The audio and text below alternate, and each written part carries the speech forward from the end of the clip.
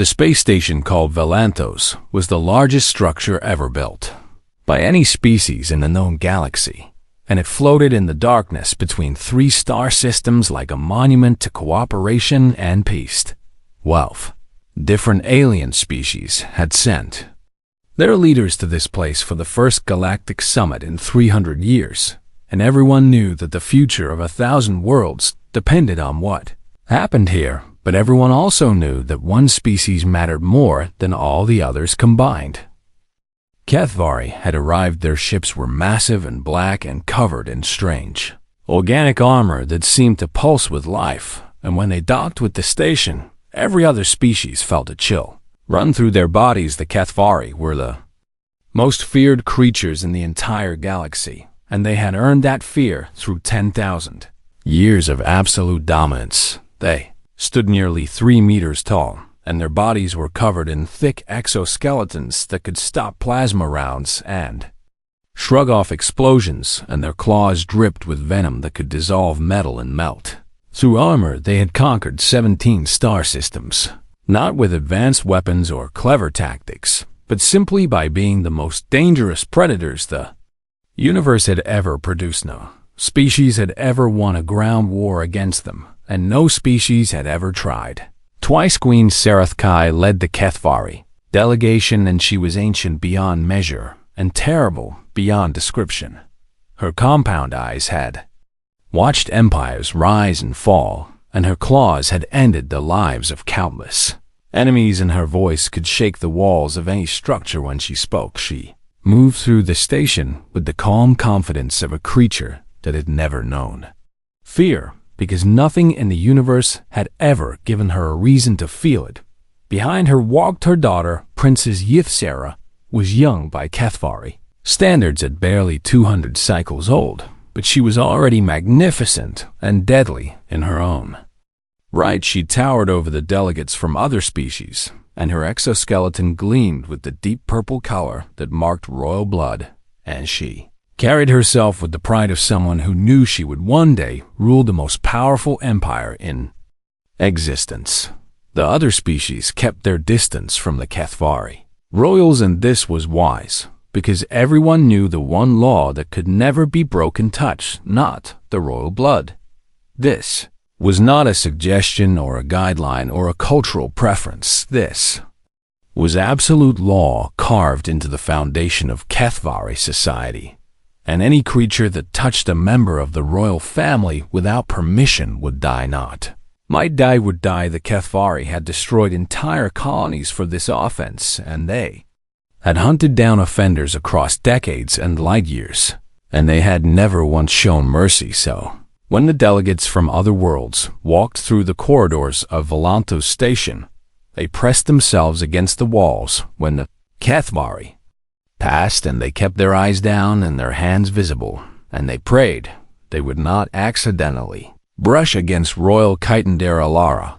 Chun was one of the human delegates, and she served as the chief medical officer for the human contingent. She was not tall or imposing or particularly remarkable in any physical way, and she had brown hair that she kept tied back and calm dark eyes that had seen too many emergencies to panic easily. She had been a field medic in 3 different conflicts, and she had saved lives on burning ships and in collapsed buildings and in the frozen vacuum of space. She did not scare easily, and she did not give up on patients, and she had a stubborn streak that her colleagues called either her greatest strength or her most dangerous flaw, depending on who was telling the story on.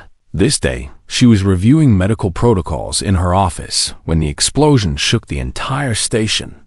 The blast came from the diplomatic wing, and it was massive and devastating. And it sent shock waves through corridors and shattered windows and threw bodies against walls. Alara was on her feet and running before the tremors stopped, and she grabbed her emergency medical kit and sprinted toward the source of the destruction. She was not the only one. Running security teams and medical personnel and panicked diplomats all flooded the corridors in chaos and confusion and screaming. But when Alara reached the diplomatic wing, she found something that made everyone stop. The HFY Princess lay on the ground in a pool of violet blood, a massive support beam had been blown free by the explosion, and it had pierced clean through her thorax and pinned her to the floor, and sparks rained down from damaged electrical systems, and smoke filled the air. Princess HFY was dying, and standing over her was Queen HFY, and the queen was screaming. The sound was not like anything Elara had ever heard, and it was rage and grief and madness all mixed together in a subsonic roar that vibrated in her chest and made her teeth ache. The queen's killing arms had unfolded from her body, and these were blade-like appendages that could cut through starship hulls, and she was using them. 6 HFY guards already lay dead around her, and their bodies had been torn apart by their own queen because they had failed to protect her daughter. The queen crouched over HFY like a nightmare made flesh, and her compound eyes blazed with fury that promised death to everything that moved. The station's medical teams had arrived, but they stood frozen at the edge of the corridor, and no one moved forward, and no one even breathed too loudly. Darvalek, the station's chief medical officer, grabbed Ilara's arm as she pushed through the crowd. "Do not even think about it," he hissed, and his forearms trembled with fear. "She is dying," Ilara said. "That is not our concern," Valak replied, and his voice cracked with terror as the queen's screams continued. I'm a doctor, and that is literally my only concern. The queen will kill anyone who approaches, and you know the law as well as I do."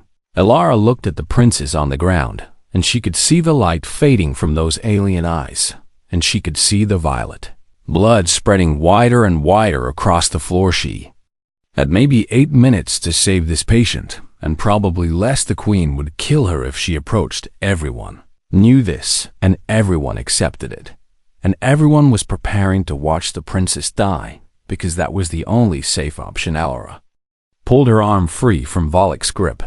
"Then I guess I better work fast," she said, and she started walking forward.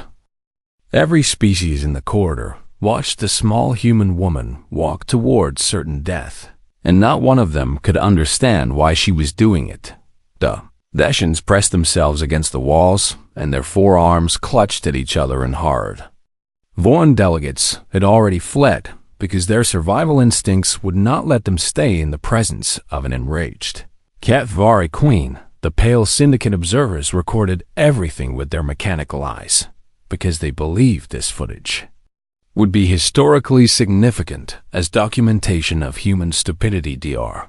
Ilara Chun kept walking. Her boots clicked against the metal floor, and each step brought her closer to the massive alien queen who had just torn apart 6 of her own elite guards. The Kathvari soldiers raised their weapons and aimed them at the approaching human, and their targeting systems locked onto her head and chest. Ilara did not slow down. She was counting in her head and estimating blood loss and calculating how much time the princess had left. The beam had pierced the thorax at an angle, and based on what Ilara knew about Kathvari anatomy, it had probably severed the tertiary vascular trunk, which meant the secondary circulatory system was losing pressure. Fast 7 minutes now, and maybe less. Queen Sarathkai's head snapped toward the approaching human, and her compound eyes focused with predatory precision, and her mandibles clicked a pattern that every species recognized as a death threat. Human. The queen's voice hit Ilara like a physical force, and she felt her bones vibrate and her ears ring, but she did not stop walking. "You dare approach my daughter's blood." Ilara stopped 3 meters away from the queen, and this was close enough to see every detail of the alien monarch's fury. The queen's killing arms were still extended, and they glistened with the blood of her own guards, and they could reach Ilara in less than a second. One wrong word, and she would be cut in half before she could blink. "Your Majesty," Ilara said, and her voice was steady despite everything. "Your daughter has approximately 6 minutes to live." The queen's mandibles clicked faster, and the sound was like bones breaking. The explosion drove that beam through her thorax, and it has severed major blood vessels, and she is losing pressure in her secondary circulatory system faster then her healing factor can compensate. Silence. I can save her. Elara continued as if the queen had not spoken. But I need to touch her to do it, and I need to start now. No creature touches royal blood. Then she dies. The words hung in the air between them, and the queen went absolutely still. If I do not treat her in the next 5 minutes, Elara said, her hearts will fail, and no amount of Kethvari healing will bring her back, and you will have lost your daughter forever. You speak of our sacred law as if it means nothing. I speak of your daughter's life as if it means everything. Because it does. The queen's killing arms trembled, and Elara could see the war happening behind those compound eyes. 10,000 years of tradition demanded that this human die for her insolence, and every instinct the queen possessed screamed for blood, but her daughter lay dying on the floor, and every second of hesitation brought HFY closer to death. If you fail, the queen said, and her voice was quieter now, but no less dangerous, I will not simply kill you, and I will destroy your entire species, and I will burn every world you have ever touched, and I will erase humanity from the memory of the galaxy. I understand. Do you truly understand, human? Because I am not speaking in metaphor or exaggeration. I understand. Elara repeated, and I accept those terms because I am not going to fail. She took another step forward, and the Kethvari guards tensed, and the queen's killing arms twitched. From the ground came a weak and gurgling voice. Mother, Princess HFY. Compound eyes had found Elara, and they were dim and fading, but they held something that looked almost like hope. Let her. The princess whispered. Please. Queen HFY looked down at her daughter, and something in her ancient and terrible face cracked. Killing arms slowly folded back against her body, and she stepped aside. Save her, the queen commanded. Or die with her. Elara was already moving. She dropped to her knees beside the princess, and her hands were pulling supplies from her medical kit before she fully registered what she was doing.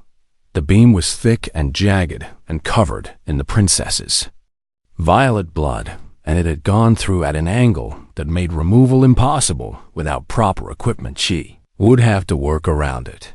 Your Highness, Elara said as she pulled on surgical gloves, I need you to stay as still as possible, and I need you to keep breathing, and I need you to trust me. You are very small. HFY whispered, and there was something like amusement in her fading voice. I get that a lot. Elara's hands disappeared into the wound, and the princess made a sound of pain that was terrible to hear, and the queen took a step forward with murder in her eyes. Stay back, Elara said without looking up. I cannot work if you are hovering. No one had ever spoken to Queen HFY that way and lived, but the queen stayed back and Elara got to work. The next 5 minutes were the longest of Elara's entire life. Kethvari blood was mildly caustic to human skin, and she could feel it burning through her surgical gloves and eating into her fingers, but she did not stop, and she did not slow down. Princess's internal anatomy was nothing like the medical texts had described. Everything was in the wrong place and connected in ways that made no sense, and Elara found herself navigating a maze of organs and vessels that seemed designed by a madman. She worked by touch and instinct alone because she could not see what she was doing through all the blood. Her fingers found the severe vascular trunk, and it was worse than she had feared. The vessel was not just cut but shredded, and there was no way to simply clamp it and move on. She would have to reroute the blood flow entirely. I need more light, she said without looking up. No one moved. Now, she barked. A Kethvari guard stepped forward with a handheld illuminator, and his claws trembled as he held it over the wound, and the queen watched him with eyes that promised death if he disturbed.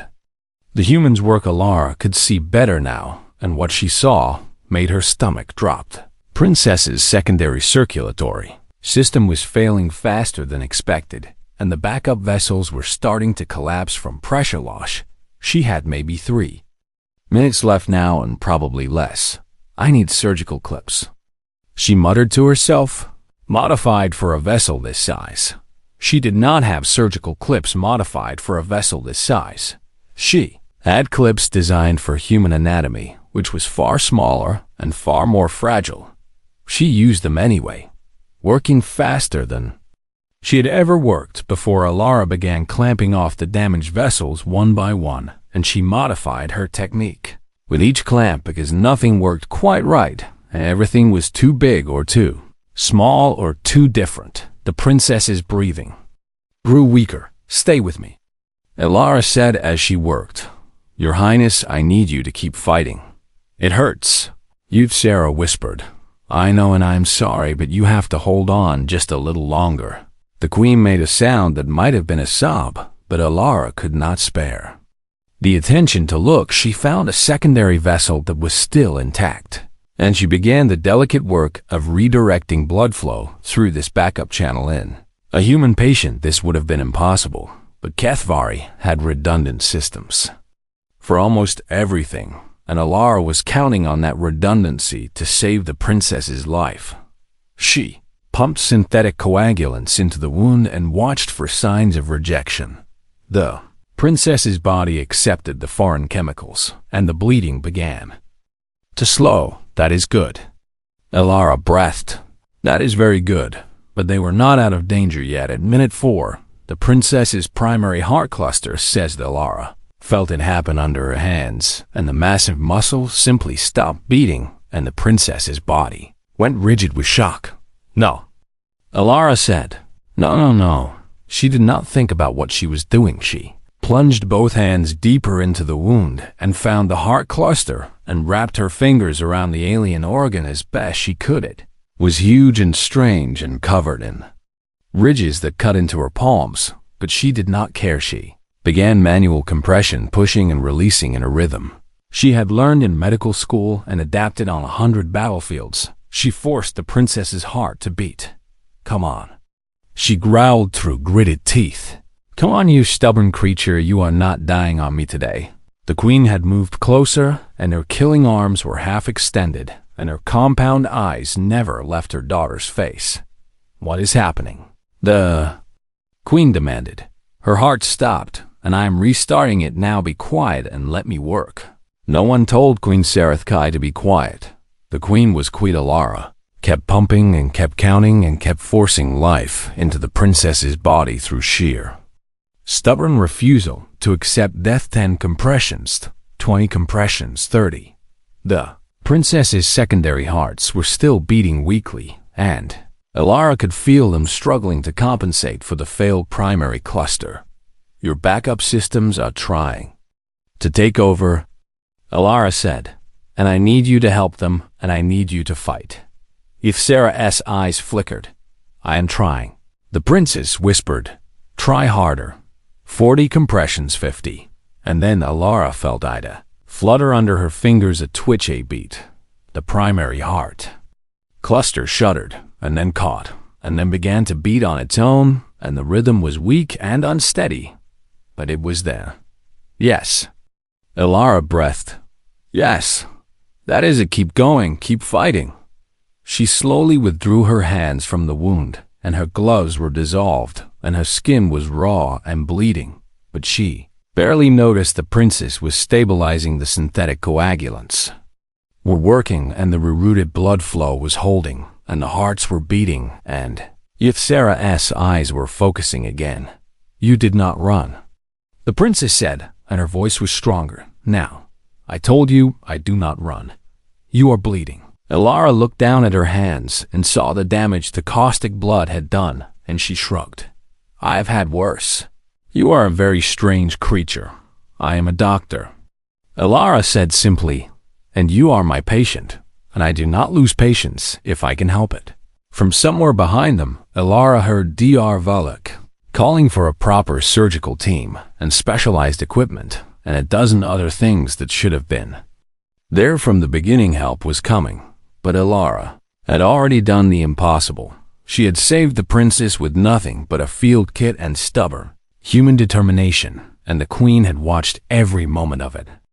The next 48 hours passed in a blur of activity and exhaustion. A proper surgical team had arrived within minutes of Alara stabilizing the princess, and they had brought equipment and specialists and everything that should have been available. From the start, a HFY medical expert had traveled from the nearest Imperial ship, and he was one of only a handful of doctors the HFY had ever produced because their species rarely needed medical care. He had examined Alara's work with something that looked like amazement.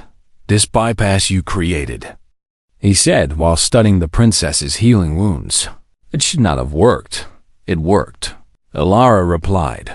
"The vessels you connected were never meant to carry this volume of blood, and the clamps you used were designed for creatures a fraction of our size, and the coagulants were formulated for entirely different biology.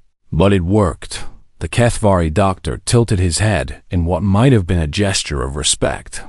"It worked," he agreed. "And I do not understand how, but it worked. Princess Ysera would make a full recovery, though she would carry scars on her thorax for the rest of her very long life. In HFY culture, such scars were deeply significant because they marked someone who had faced death and survived, and Ysera would wear these marks for the next several thousand years as testament to what had happened on Volanto Station. The terrorist faction that had planted the bombs was hunted down. Within hours, the HFY did not wait for the station's security forces to handle things, and they did not follow any protocols or procedures. They simply found the perpetrators and ended them.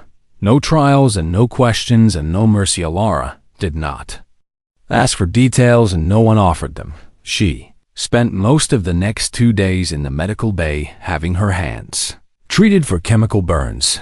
The damage was significant but not permanent, and the doctors told her she would regain full use of her fingers within a few weeks. She considered this an acceptable trade. The third day after the explosion, a HFY guard arrived at her quarters and informed her that Queen Sarathkai wished to see her. Alara followed the guard through the station's corridors, and every species they passed stopped and stared. Word had spread through the entire galaxy. By now a human had touched royal blood and lived. A human had saved the HFY princess. A human had told Queen Sarathkai to be quiet, and the queen had obeyed. The diplomatic implications were already being analyzed by every government and every intelligence agency and every political theorist in known space. But Alara did not care about diplomacy. She was just tired. The guard led her to the queen's private chambers on the station, and the doors opened to reveal a room that was dark and vast and filled with strange organic decorations that seemed to pulse with slow life. Queen Sarathkai stood in the center of the room, and she was even more imposing in this setting than she had been in the corridor. "Leave us," the queen commanded. The guard retreated, and the doors closed, and Alara was alone with the most powerful being in the galaxy. "You wish to see me, Your Majesty. I wish to understand you," the queen replied. She circled Alara slowly and her compound. "I studied the human from every angle. I have lived for 3,000 years, and I have seen countless species rise and fall, and I have watched civilizations build themselves up only to crumble into dust." Alara said nothing. "In all that time, I have never encountered a creature like you. I am just a doctor, Your Majesty. You are not just anything," the queen said, and her voice was sharp. "You are the first being in 10,000 years to touch royal blood without permission and survive. Technically, the princess gave permission. My daughter was dying and in no state to give valid permission. And you know this as well as I do." Alara could not argue that point. "You knew our law," the queen continued, "and you knew I would kill you if you approached, and you knew that your species would suffer consequences beyond imagination if you failed. Yes, and yet you walked forward anyway. Yes. Why?" The question hung in the air between them, and Alara considered it carefully before answering. "Because she was dying, and I could help." "That is not sufficient explanation. It is the only explanation I have," Alara said. "Your daughter was injured, and I had the skills to save her, and nothing else mattered in that moment. Not your own life. No, not the lives of your entire species. Your Majesty, I did not have time to think about the big picture, and I just saw a patient who needed help, and I helped." The Queen was silent for a long moment. "My people have never needed doctors." She finally said, "Our biology handles almost any injury, and our healing factor is superior to anything else in the galaxy. Almost any injury." "Yes," the Queen acknowledged, "almost. And that word cost me 6 guards, and nearly cost me my daughter. I'm sorry for your loss. My guards failed in their duty, and they paid the price for that failure, and I do not require your sympathy for them." Alara did not know how to respond to that. "What I require," the Queen continued, "is understanding, and you are the key to that understanding. I do not follow. Humanity has been spacefaring for barely 3 centuries, and your species is young and weak and fragile. By any reasonable measure, that is accurate. And yet you produce individuals like yourself, and I find this contradiction fascinating." The Queen moved closer, and Alara had to fight the urge to step back. "My people have a concept called HFY, and it translates roughly to life-bonded, and it refers to one who has saved what cannot be replaced. Your daughter told me about this. It is our highest honor, and it has never been extended to an outsider in 10,000 years of recorded history." The Queen reached out with one massive claw and touched Alara's shoulder with surprising gentleness. Until now, Alara felt something shift in the air around them. "You are HFY Dr. Alara Chung, and you are bonded to the royal house of the HFY, and this bond is sacred and unbreakable, and it will be honored for as long as my people exist. I do not know what to say." "You do not need to say anything," the Queen replied. "You simply need to understand that your actions have changed the course of galactic history." Alara was not sure she believed that, but she would learn. The news spread across the galaxy faster than any ship could travel every species with access to interstellar communication heard the story within days, and the details grew more dramatic with each retelling. A human doctor had walked into the presence of an enraged HFY queen and had saved the dying princess with nothing but a basic medical kit and impossible courage. She had told the most powerful being in existence to be quiet and stand back, and the Queen had obeyed. She had been granted HFY, and this was an honor that no outsider had ever received in the entire history of the HFY Empire. Political analysts and diplomats and scholars argued about what it all meant. The HFY had never allied with any other species, and they had never shown interest in cooperation or friendship or anything beyond their own dominance. But within weeks of the incident on Volanthos Station, the HFY opened formal diplomatic negotiations with the Human Confederacy. Queen Sarath Kai herself requested that human medical personnel be stationed on all HFY vessels and colonies. This request confused everyone, including the humans. "Your people do not need our doctors," the human ambassador said during the negotiations. "Your biology is superior to ours in every way. We do not need your doctors for medical care." The Queen replied, "We need them to teach my people something they have forgotten." "And what is that?" "How to care for others without calculating the cost first." The ambassador did not know what to say to that.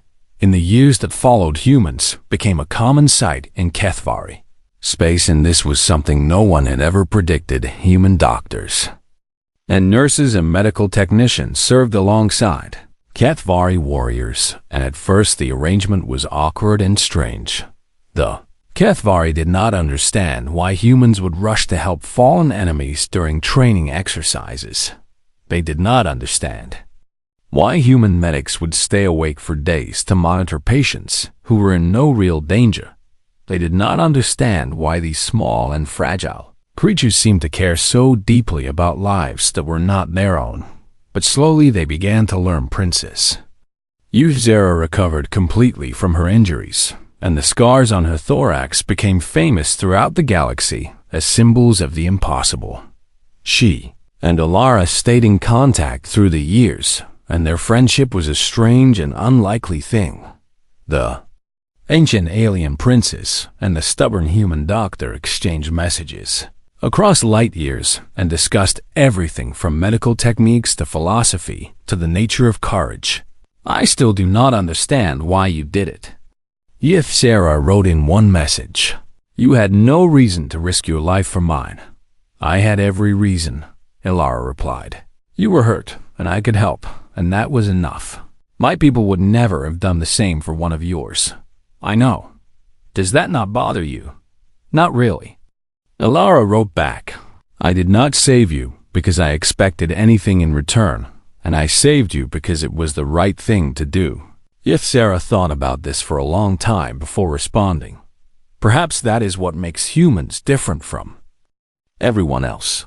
Decades passed, and Queen Sarathkai eventually stepped down from her throne, and her daughter took her place as the new ruler of the HFY Empire. The coronation ceremony was broadcast across the entire galaxy, and representatives from every spacefaring species gathered to witness the historic event. HFY stood before her people in all her terrifying majesty, and the scars on her thorax gleamed in the ceremonial lights. She spoke of the past and the present and the future of her empire, and then she spoke of the human who had saved her life. So many years ago, we believed ourselves the apex of all creation.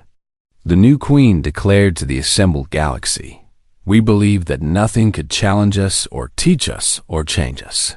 She paused, and her compound eyes found a small figure standing in the crowd. We were wrong. Dr. Alara Chen was older now, with gray in her hair and lines on her face, but she stood straight and tall as the queen addressed the galaxy. The humans showed us something we had forgotten in our millennia of supremacy, and they showed us that true strength is not measured in the power to destroy. True strength is measured in the courage to heal, even when it costs everything. The queen raised her killing arms in a gesture of salute that had never been offered to an outsider. Let it be known across all systems and all worlds and all peoples that the HFY Empire stands with humanity, not because they conquered us, not because they feared us, but because when our blood spilled, they reached out their hands and they refused to let us fall. The crowd erupted in sounds of amazement and approval from 100 different species. Later that day, the queen appointed Dr. Alara Chen as the first human ambassador to the HFY homeworld. And this was an honor that came with responsibilities and expectations that Alara was not sure she could meet. I am just a doctor, she said when HFY made the announcement. I do not know anything about diplomacy. You knew enough to save my life when every other being in that corridor was too afraid to move. The queen replied, I think you can handle some paperwork. That is not the same thing. It is exactly the same thing. HFY said, you see what needs to be done, and you do it regardless of the consequences, and that is the only qualification that matters. Alara served as ambassador for many years, and she helped build bridges between humanity and the HFY that no one had ever thought possible. She trained a new generation of human diplomats who understood that sometimes the most important negotiations happen not in conference rooms, but in moments of crisis. She taught HFY warriors that strength and compassion were not opposites, but complements, and she never stopped being a doctor, even as ambassador. She kept her medical license active, and she volunteered in clinics across the HFY homeworld. She treated humans and aliens alike, and she never turned away a patient, regardless of species or politics or history. Why do you keep doing this? One of her staff asked her late one night as she finished treating a HFY child who had been injured in an accident. You are the ambassador now, and you have people for this. Alara looked at her bandaged hands, which still bore faint scars from the caustic blood of a princess she had saved so many years ago. Because this is who I am, she said simply. I am a doctor, and doctors help people, and everything else is just details. The staff member did not understand, but the HFY child looked up at Alara with compound eyes full of wonder and gratitude. And that was enough. Years later, when historians wrote about the great turning point in galactic relations, they focused on treaties and trade agreements and political movements. But those who had been there knew the truth. Everything had changed because one stubborn human woman had refused to let a stranger die, and in the end, it was the most human thing of all the end.